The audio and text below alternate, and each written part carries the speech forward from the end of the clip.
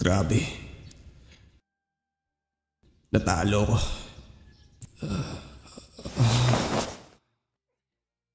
Grabe talaga. Ikaw na nga yung nakatalo sa akin, ikaw pa yung babagsak. Pero hindi pa rin ako makapaniwala na natalo ko. Hoy! Sad boy ang pota. Pwede ka pa naman bumawi. Galingan mo na lang kasi sa susunod. Iyabang ang pota. Nakachamba ka lang naman. Kaya na-realize ni Aumine na mas effective ang basketball ni Kuroko na kung saan meron kang mga ka-teammate na maaasahan. Natutunan ni bro na hindi na magsarili. Naibalik niya na yung fist bump ni Kuroko na hindi niya nabigay nung high school. Tapos bumalik na yung passion ni bro sa paglalaro ng basketball. So yeah, dito naman tayo sa next member. Pero teka lang. Gusto ko muna i-address yung mga pinagsasabi niyo sa akin sa TikTok. Anime na to. Pero mag-invento sila ng skill ni Kuroko na kapag naubos yung misdirection niya, magiging invisible yung kakampi niya. So si Isuki, nagandaan sa kusyo. Kita nyo? Naglaho. Oh, basta siya. Wala na bro, nasa ilalim na ng ring. Kung anime ito, pinaglulong tayo. Kahit yung mga tao sa court, hindi makapaniwala sa bullshit na ng pinagagawa. May mga power sila dyan. Nagulat ka pa, bobo ata. Ganito explanation sa part na yan. Ang team ni Aumine, ang tinititigan ni Kuroko, pag gumalaw si Kuroko, tas ang mata ng kalaban na puputagan sa kanya, ibig sabihin, ha? Hindi mo kasi naintindihan bro. The creator of Kuroko no Basket, Tadashi Fujimaki, was heavily inspired by the NBA and its players when writing the song. Opo, napanood ko na po yung Kuroko 3 times na po sa buong buhay ko. Since, ayun, nag-away pa kayo sa comments kung ano mas maganda, Kuroko ba? Slam dunk? Wala pong tira na umaabot ng 1 linggo. Yung ibang moves na sa Kuroko no Basket, may nakagawa na po sa NBA noon. Kaya slam dunk talaga, malapit sa katotohanan. Slam dunk talaga, mas okay pa. Huwag na po kayo mag-away. Parehas kung gusto yung anime na yan. Ang awayin nyo, eto. Maganda yung story ng anime nila. Ang nakakainis, naigitan pa nila yung Kuroko. At saka volleyball. Volleyball! Bota maglalaro kami ng basketball sa court. Tapos may naglalaro ng volleyball. Hindi kami mapaglaro. Kaya wag na po tayo mag-away mga basketball fans. At pabagsakin natin yung mga nagbabalibol sa court. Pati mga nanay na nagsusumba. So ito na nga, balik na tayo sa storya.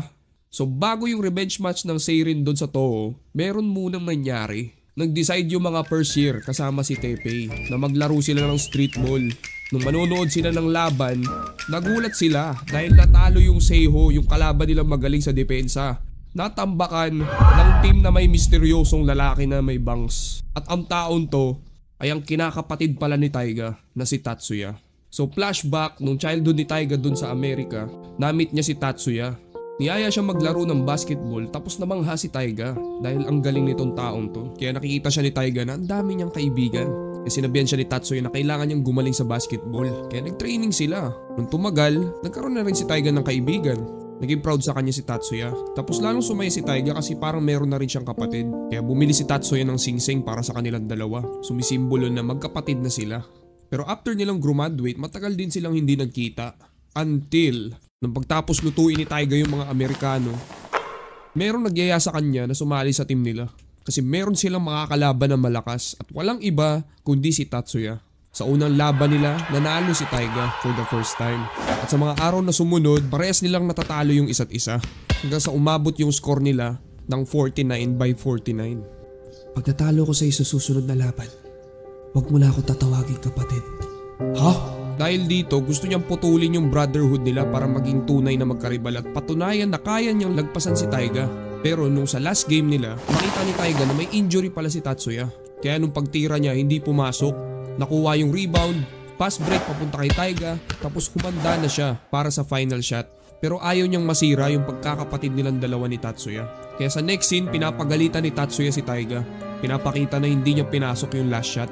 Sinugal ni Tatsuya yung pagkakapatid nilang dalawa sa next game. Pero nagkataon, umuwi na si Taiga papuntang Japan. Tapos ayun, nagkita sila ulit. Nabanggit niya din na nag-aaral siya sa Yosen, kung saan nandoon nag-aaral yung isang miyembro ng Generation of Miracles. Pero at least ngayon, makabawi na sila sa laban nila dati kasi sila yung next na maglalaro. Kaya nung nag-umpisa na yung jump ball, puta may naglagay ng pagkain sa taas ng bola. Nagulat ang lahat dahil biglang dumating sa harap nila ang center ng Generation of Miracles, si Kai Soto. Di joke lang, si Atsushi Murasakibara. Ay, dito pala si Kuroko eh. Ba't parang seryoso yung mukha mo? Ang liit mo pa rin pala. Tingnan mo tong kamay ko. Laki no? Ipandudurog ko sa'yo to. Joke lang. Cute mo eh. What's wrong with you? So medyo may pagkaisip bata din pala to si Murasaki Bara. Pinapaalis niya na sana si Tatsuya kasi bawal sila maglaro sa mga unofficial game. Kaya naisip ni Taiga na asarin siya na parang bata. Ay nako, bata pala tong kalaban namin, nakakainis naman. Tingnan mo, lalayo, napakaduwag, kupal. Hindi na ako bata Ayun, just like that. Sumali na si Murasaki Bara. Pero to be honest, napaka-boring yung laro nila. Kasi most of the time, hindi naman nagdedepensa si Murasaki Bara. Tsaka hindi na natuloy yung laban nila kasi biglang umulan. Kaya nag-iwan na lang to si Tatsuya ng memorable na tira. Taiga, subukan mong pigilan ang tira ko. Parang normal lang na tira to. Tumagos na sa kamay ko. Mukhang mahihirapan si Taiga sa sunod nilang laban. So ngayon, nung pagtapos nila sa laban ng Toho, natulog yung team ng Seirin kila Taiga. Nag-decide magluto si coach. Pero sasabihin ko lang hindi ganun kagaling magluto yung coach nila. Yung ending, nalason silang lahat. Pero swerte naman kasi nagising pa sila. Nung magbabanyo to si Shinji, nagkamali siya ng kwarto. Puta, may babaeng nakahubad. Mukhang may ibang tinitraining pa si Taiga maliban sa basketball.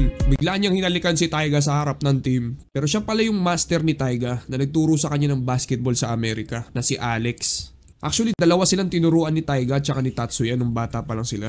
Tsaka naglaro siya sa WNBA.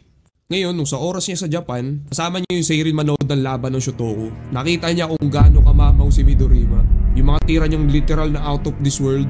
Kaya na-realize ni Alex na hindi pa siya handa. Meron pa daw siyang isang move na ituturo kay Taiga. Tsaka kay Kuroko naman, para maging effective yung mga natutunan niyang skill, kailangan niya ng matutong tumira. Kaya tinawag niya si Ahumine para magturo sa kanya. So kakatapos lang ng laban ng Seirin, laban sa, hindi ko kalala. Pero yung score nila, okay, decent, 87-82. Yung Yosen din, kakatapos lang ng laban nila. Pero what the fuck? Bakit ganyan yung itsura ng mga tao? Bakit ganyan yung itsura ng mga kalaban nila? Puta, ano yan? Yung score ng Yosen, 81. Tapos yung kalaban nila, 0. Bro, para ka lang bumagsak sa exam tapos ang dami nakakita ng score mo. Kung nangyari yan sa inyo sa totoong buhay, magpalit na kayo ng sport. Pero di rin natin sila masisi. Tingnan nyo naman yung membro ng Yosen. Puta, ang tatangkad. Para silang mga building na nakadikit, kailangan nyo ng malaking eroplano. Wait lang. Para silang malaking puno. So ngayon, magsisimula na yung next game. Ang Seirin laban sa Yosen. So nakipagkamayan si Junpei. Ang tangkad. High school pa ba to?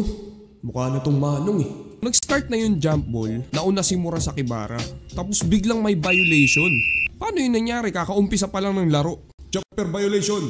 White number 9. So meron palang violation. Na kapag hindi pa umaabot yung bola sa pinakataas, tapos hahampasin mo kagad, violation pala yun. Kasi sobrang haba ba naman itong taong to. Pero low-key, kala mo piniplex lang yung wingspan nito ni bro eh. So nung nag-start na yung laban, sobrang bilis lang nila pinapasa yung bola. Nung nakuha ni Junpei, puta nakasabay na kagad si Murasaki Bara. Supal pa! Kahit bilisan ng Seirin yung paglalaro nila, mahahabol lang sila ni Murasaki Bara kasi maliban sa matangkad siya, mabilis din yung reflexes niya. Kaya naisip na ni Kuroko na siya na daw yung bahala. Gumawa ng play sila Taiga, tapos bigla niyang pinasa kay Kuroko sa gitna. Nagulat si Murasaki Bara, ano tong shooting form ni bro? Pero kahit ganun, sinabayan niya pa din. Tapos tumagos lang sa kamay niya. Yun ang pinakaunang score na nagawa ng Seirin, tapos kay Kuroko pa nang galing pambira. Dahil doon sa ginawa ni Kuroko, nagkaroon yung team ng opportunity para mas mapadali yung pag-score nila. Pero syempre, hindi lang si Murasaki Bara yung naglalaro. Yung kapatid ni Taiga na si Tatsuya. Biglang tinirahan si Taiga pero fake lang pala yun. Na-corner na si Tatsuya ng dalawang bantay pero hindi sila nakapag-react kagad sa ganda ng tira ni Tatsuya. Pero nung na-manage ng Seirin makuha yung bola, tuluyan na nilang natalo si Murasaki Bara sa depensa. Buong laro, mag-isa lang siya dumedepensa sa kabila. Sa sobrang urat niya dun sa teamwork ng Seirin, nag-decide na siya na pumunta sa opensa. Sobrang sama ng sitwasyon ng Seirin. Dahil nabanggit ni Kuroko na specialty pala talaga ni Murasaki Bara ay opensa. Tapos naka-score daw siya ng whopping 100 points sa isang laro. Si bro ay si Will Chamberlain. Tatlo na yung nagbabantay kay Murasaki Bara. Pero wala silang nagawa sa dunk niyang may ipo-ipo. Nung nakuha naman nung Seirin yung bola, kahit si Kiyoshi, wala nang kwenta sa kanya. Nung nag-alley-oop yung teammate niya, sinabayan siya ni Taiga. Tapos sa next scene, yung pinaka-disrespectful na nangyari sa buong season, pinosterize ni Murasaki Bara si Taiga. Tapos kota yung board bumagsak. Nagulat lahat ng tao sa court, kahit yung mga kakampi niya. Gagi pre, lagot ka, may pambayad ka ba? Disrespect sa kalaban, disrespect sa school, disrespect sa nag-organize nung laro na yan. Pero hindi pa siya tapos. Natalo niya si Kiyoshi sa rebound, tapos pinosterize silang dalawa ni Taiga. Nung nakita nilang lupay-pay si bro sa gilid, bigla siyang binuhat ng isang kamay ni Murasaki Bara. Tapos tinrush talk niya pa ng harap-harapan. Ano, masaya ka pa ba? Mag-quit ka na, boy. Grabe yung kalaban ng Seirin, ni-recreate yung dunk it Jonathan. Habang tumatagal pa, ulit-ulit lang silang dinadakdakan, tinitirahan. Kaya iniisip ni Taiga na pumasok siya ulit sa zone. Pero kahit anong pilit niya, hindi nangyayari. Kahit si Aomine nadidisappoint na sa kanya. Hay nako naman, ito ba yung tumalo sa amin? Kise, nagbago ka na. Parang hindi ikaw yung kilala ko dati. Hay, wala akong magagawa. Kita-kits na lang, Murasaki Bara. Ikaw ang magulo dyan. Naglalaro kami. O siya, sige na. Good luck sa inyong dalawa. Ano ba problema nun? Natalo na nga siya sa practice game, tapos umiyak pa sa dulo. Ano bang pinaparating niya? Taiga, ano nangyari? Okay ka lang ba? Alam ko na. What the fuck? Na-realize ni Taiga na kailangan niya mag-focus sa laro imbis na pilitin niyang pumasok sa zone. Kasi kung bumalik siya sa natural niyang paglalaro, mas mataas pa yung chance niya na makapasok. So kahit nadudurog sila, 60/49 na yung score, bumalik sa normal na playstyle yung paglalaro ni Taiga. Kahit yung mga kakampi niya napansin din, kaya hindi na nagwo-worry si Kuroko sa kanya. Kaya nung nag-ready na dumunk si Murasaki Bara, bigla siyang nahabol ni Taiga, tapos nasupalpal. Yung mga ka-teammate niya nagulat din. Kasi parang may nagbago sa aura ni Taiga. Pumiyok ako, puti. Kasi parang may nagbago sa aura ni Taiga. So nung pagbaba niya, biglang may lumabas na kuryente. So alam niyo na yung ibig sabihin nun. Nakapasok na si bro sa zone. Lagot kayo ngayon. Dahil sa nangyari na pressure lalo yung Yosin. Si Tatsuya lalo niyang ginalingan. Naging si Hayabusa na. Nalagpasan niya yung 3 bantay. Pero nung binantayan niya na si Taiga, lupay pa, supalpal. Nung nakuha na nila yung bola tapos pinasa sa kanya, buta tumira ng 3, tapos hindi niya natinignan kung pumasok. Kahit yung captain nila natatawa kasi ginaya niya daw si Midorima. Pero nung bola na ng Yosin, binigay na ni Murasaki Bara yung buong lakas niya. Pero napigilan pa rin siya ni Taiga kahit yung ipu-ipu niya nawala. Nakuha ni Kuroko, pass break, hesitation, good drive, tumalon sa free throw line. Kahit huli si Murasaki Bara tumalon, nauna pa rin siyang bumagsak. Kaya ang ending nakatikim siya ng posterized dunk. Balik sa kanya yung disrespect na ginawa niya kanina. Ayoko na maglaro, nakakatamad na. Tinatamad na si bro kasi parang imposible na talunin si Taiga. Yung mga ka-team niya nababad trip na sa kanya. Tapos bigla siyang sinuntok ni Tatsuya. Pinarealize niya kay Murasaki Bara na sobrang halaga nung larong to. Parang na-touch si bro sa sinabi ni Tatsuya, kaya nag-decide na siya maglaro hanggang sa huli. Siniram niya yung tali ng coach nila. Pinapakita niya na gusto niya na magseryoso for the first time sa buong buhay niya kahit ngayong laban lang. So sumubok yung Yosin ng team play, pero kahit anong gawin nila, napipigilan sila ni Taiga sa ilalim. Pero hindi na naging makasarili si Murasaki Bara, kaya kahit papano natulungan yung team nila maka-score. Pero nung tumagal, napigilan din nung Seirin yung tira ni Tatsuya, yung tumatagos. 1 minute na lang tapos 4 na lang yung lamang ng Yosin. Pero nagbago yun nung pinasa ni Kiyoshi kay Junpei. Tapos napasok niya yung 3-pointer, isa na lang yung lamang. Nung pinasa ni Tatsuya kay Murasaki Bara, umandaan na naman siya para mag-dunk. Sinabayan siya ni Taiga tapos napansin niya parang lumalakas to si bro. Parang may nakikita ako sa mata niya. Pero biglang sumabay si Kiyoshi. At dahil sa kapangyarihan ng pagkakaibigan, nasupalpal nila yung dunk ni Murasaki Bara. Tapos nung humanda na sila para sa counterplay, nagulat yung lahat kasi nakahanda na kagad si Murasaki Bara sa depensa. It turns out, nakapasok din pala si bro sa zone. Kung kailan pawala na yung zone ni Taiga. Tumalon ulit siya sa free throw. Napansin ni Tatsuya na hindi siya aabot sa ring. Pero sadya pala yun dahil nag-decide si bro na gamitin yung move na tinuro sa kanya ni Alex. Yung ginawa ni Dwight Howard dun sa slam dunk contest dati. Ang Meteor Jam. Nagulat yung mga player sa court dahil lang angas nung move na ginawa ni Taiga. Kahit ako, paborito ko yun eh. Kaya finally, lumamang na yung Seirin. Pero hindi pa tapos dahil nag-pass break bigla si Tatsuya. Tapos si Taiga pagod na. Umanda na si Murasakibara para sa final play. Pero nung tatalo na dapat siya, hindi niya nagawa. Bumigay na sa kanya yung paa niya. Ang sakit ng paa ko. Pero walang problema, isushoot ko na lang. Ang bagal mo, Murasakibara. Supalpal! Panalo ang Seirin. Namangha si Kisi sa laban kasi hindi sumuko si Kuroko. Nagkamayan silang lahat dahil sa good game. At tulad nung dalawang to, naiyak din si bro after matalo. Ngayon, pinapakita yung mga susunod na maglalaban. Tapos sa malayo, tinititigal lang si Midorima ni Akashi. Akashi, galingan mo ah. Kung mananalo ka, ulul mo, Akashi. And tapos na ang season 2. Pasensya na kayo, medyo matagal ako mag-upload, estudyante po ako, dami ko pong ganap sa school. And kasama rin pala ako sa pageant sa amin. Ito, bigyan ko yung example nung naglakad ako.